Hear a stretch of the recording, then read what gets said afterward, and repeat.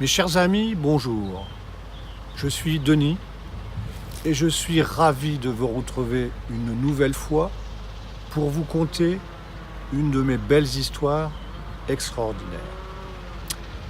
Cette petite histoire que je vais vous raconter, c'est réellement une histoire vécue, insolite et qui va nous rapprocher des animaux de ferme.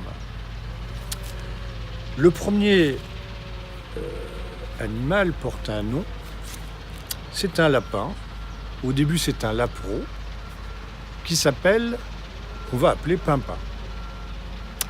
Ce petit lapin, en fait, il est issu d'une ferme où on va chercher notre lait.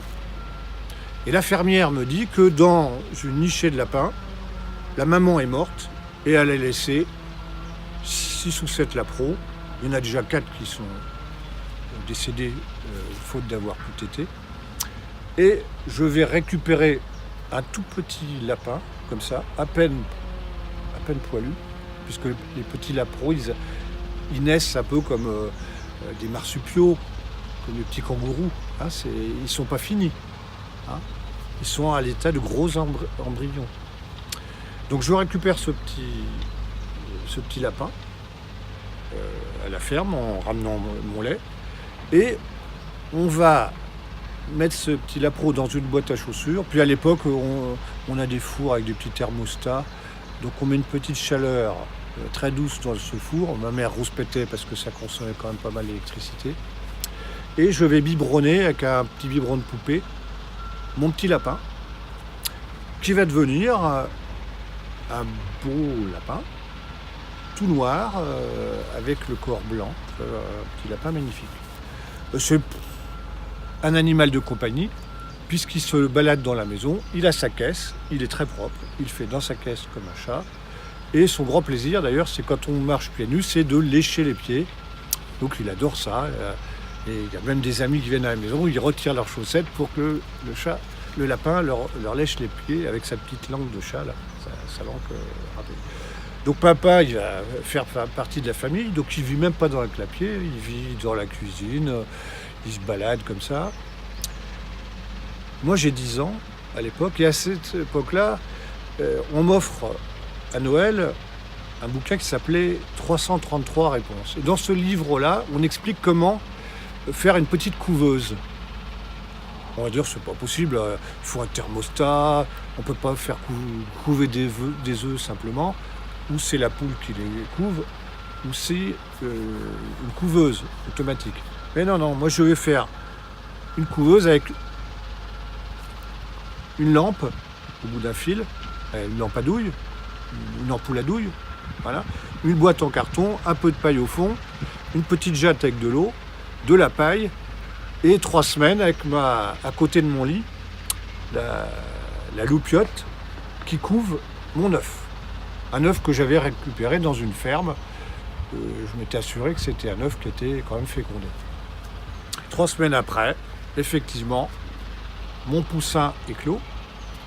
Et comme on avait Pimpin, le lapin, on a baptisé mon poulet Piu Piu. Et Piu Piu, ça a été comme le lapin. Il a grossi, mais il était devenu... C'était un poulet géant, énorme. Il se baladait dans la cuisine, souvent dans le garage, parce que lui, il n'était pas comme le lapin, il n'était pas propre. Et à la fin, comme Piu Piu dormait dans le garage, on descendait Pimpin dans le garage.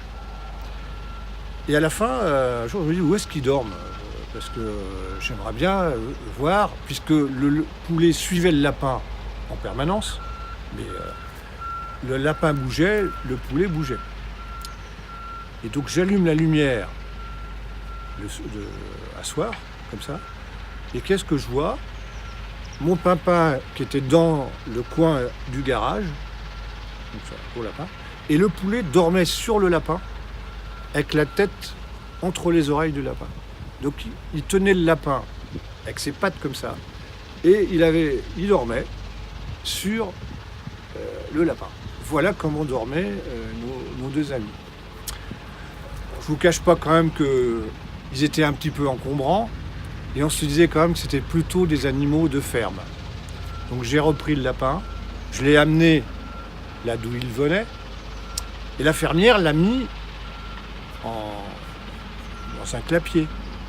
Voilà, il s'avérait d'ailleurs que c'était pas un lapin, mais une lapine, puisque très peu de temps après, elle avait fait une espèce de grossesse nerveuse, là, elle avait fait un nid. Mais elle ne tenait pas en cage, puisque c'était un lapin totalement apprivoisé et domestiqué. Donc le sort du lapin, ça n'a pas été de passer à la casserole, c'est que la fermière l'a ramené chez elle, et il allait et venait entre la cour et la cuisine de la ferme. L'œuf venait d'une autre ferme, et c'est pareil, le poulet, impossible qu'il vive avec les autres poules, donc il vivait pareil dans la cuisine, et il allait et venait entre les humains et les poulets qui ne reconnaissaient pas en lui un poulet. C'était un animal qui venait de je ne sais pas où. En tout cas, ils ne pouvaient pas se parler. Hein. Le poulet et Piou-Piou ne parlaient pas le langage poulet. Et papa ne savait pas parler aux lapins non plus, ni aux humains. Voilà l'histoire de mes deux animaux sauvés. L'un d'une portée qui allait disparaître, et l'autre issu d'une couvée de poules. Voilà l'histoire de Pimpin et de Piou-Piou.